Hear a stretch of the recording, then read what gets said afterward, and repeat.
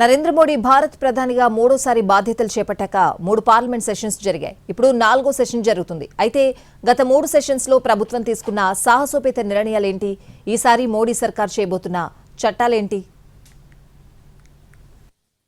భారత ప్రధానిగా నరేంద్ర మోడీ బాధ్యతలు చేపట్టిన తర్వాత ఊహించని రీతిలో కీలక నిర్ణయాలు తీసుకుంటూ వస్తున్నారు. జమ్మూ కాశ్మీర్కు ప్రత్యేక అధికారాలు కల్పించే ఆర్టికల్ 370 రద్దు దగ్గర నుంచి బ్రిటిష్ కాలం నాటి చట్టాల స్థానంలో కొత్త క్రిమినల్ చట్టాల వరకు సంచలన నిర్ణయాలు తీసుకుంది ప్రభుత్వం. ఇక ముచ్చటగా మూడోసారి ప్రధానిగా మోడీ బాధ్యతలు చేపట్టిన తర్వాత మరింత దూకుడును పెంచారు. ఇంతవరకు జరిగిన 3 పార్లమెంట్ సెషన్స్లో కీలక నిర్ణయాలు తీసుకుంది ప్రభుత్వం.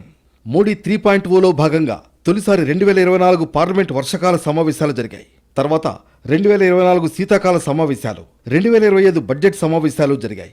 ప్రస్తుతం పార్లమెంట్ వర్షకాల సమావేశాలు జరుగుతున్న తరుణంలో గత 3 సెషన్స్లో ప్రభుత్వం ఎలాంటి నిర్ణయాలు తీసుకుంది, ఈసారి ఎలాంటి నిర్ణయాలు తీసుకోబోతోంది అన్నది ఆసక్తికరంగా మారింది. 2024 పార్లమెంట్ వర్షకాల సమావేశాల్లో దేశ ఆర్థిక పరిస్థితిని పటిష్టపరిచే అంశంపై ఫోకస్ పెట్టింది మోడీ సర్కార్.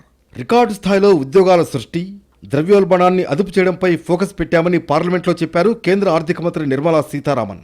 మన్మోహన్ సింగ్ నేతృత్వంలోని యూపీఏ ప్రభుత్వ హయాంలో 2,90,00,000 ఉద్యోగాలను సృష్టిస్తే నరేంద్ర మోడీ నేతృత్వంలో ఎన్డీఏ ప్రభుత్వం 12,50,00,000 ఉద్యోగాలను సృష్టించినట్లు చెప్పుకొచ్చారు నిర్మలమ్మ. తమ 10 ఏళ్ల పాలనలో 25 కోట్ల మందిని పేదరికం నుంచి బయటకు తీసుకొచ్చామని ప్రధాని నరేంద్ర మోడీ వివరించారు. 2024 పార్లమెంట్ శీతాకాల సమావేశాలు గందరగోళం మధ్య సాగాయి. సభకు అంతరాయం కలిగిస్తున్నందుకు 140 మంది విపక్ష సభ్యులపై సస్పెన్షన్ వేటు పడింది. మన పార్లమెంట్ చరిత్రలో ఎన్నడూ ఈ స్థాయిలో క్రమశిక్షణా చర్యలు తీసుకోలేదు. ఇక పార్లమెంట్ సెషన్లోని మొదటి వారం అంతా మణిపూర్లో అల్లర్లపై రచ్చతో పదే వాయిదా పడింది. ఇంతటి గందరగోళంలోనూ 2 ప్రధాన బిల్లులను ప్రవేశపెట్టింది ప్రభుత్వం. వాటిలో ఒకటి వన్ నేషన్ వన్ ఎలక్షన్ కు సంబంధించినది, రెండోది రాష్ట్రాలతో పాటు కేంద్రపాలిత ప్రాంతాల్లో ఒకేసారి ఎన్నికలు నిర్వహించడానికి ఉద్దేశించిన రాజ్యాంగ సవరణ బిల్లు. అయితే ఈ 2 బిల్లులు కూడా జాయింట్ పార్లమెంటరీ కమిటీకి వెళ్లాయి. రాజ్యాంగ విలువలపై జరిగిన చర్చలో అధికార విపక్షాల మధ్య మాటల యుద్ధం నడిచింది. మీ గరీబీ హఠావో నినాదం ఓ మోసం అంటూ ప్రతిపక్ష కాంగ్రెస్పై విరుచుకుపడ్డారు ప్రధాని నరేంద్ర మోడీ. మాకు నినాదాలు ఉండవు, పనిచేసి చూపిస్తామన్నారు. తమ ప్రభుత్వ హయాంలో పేదలకు టాయిలెట్లు, విద్యుత్, గ్యాస్ సిలిండర్లు ఇచ్చామన్నారు ప్రధాని. ఇక పౌర విమానయానానికి సంబంధించిన భారతీయ వాయుయాన్ విధేయక్ బిల్లుకు పార్లమెంట్ ఆమోదం లభించింది. 2025 బడ్జెట్ సెషన్లో పన్ను సంస్కరణలతో పాటు వక్ఫ్ బిల్లుపై చర్చ జరిగింది.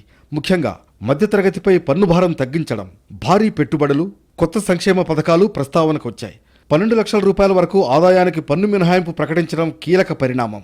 అంతేకాదు 24 లక్షల రూపాయల వరకు ఆదాయానికి తగిన ఉపశమనం కల్పించేలా నిర్ణయాలు తీసుకుంది ప్రభుత్వం. 200 కొత్త వందే భారత్ రైళ్లు, రైతుల కోసం ప్రధానమంత్రి ధనధాన్య కృషి యోజన, మహిళా సాధికారత కోసం లఖ్పతి దీదీ స్కీమ్ను ప్రకటించింది ప్రభుత్వం.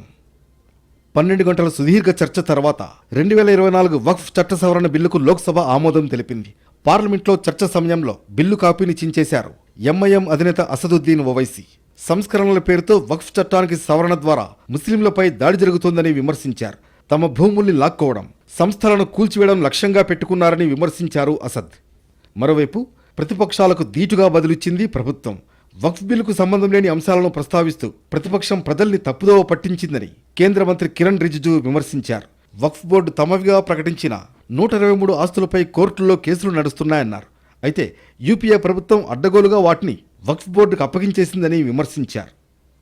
కాంగ్రెస్ పార్టీ అగ్రనేత, పార్లమెంటు సభ్యురాలు సోనియా గాంధీ కూడా ప్రభుత్వ తీరును తప్పుపట్టారు. ప్రభుత్వం బిల్లు ద్వారా బుల్డోజింగ్ చేస్తోందన్నారు. సమాజాన్ని బీజేపీ శాశ్వతంగా విడదీస్తోందని విమర్శించారు ఆమె.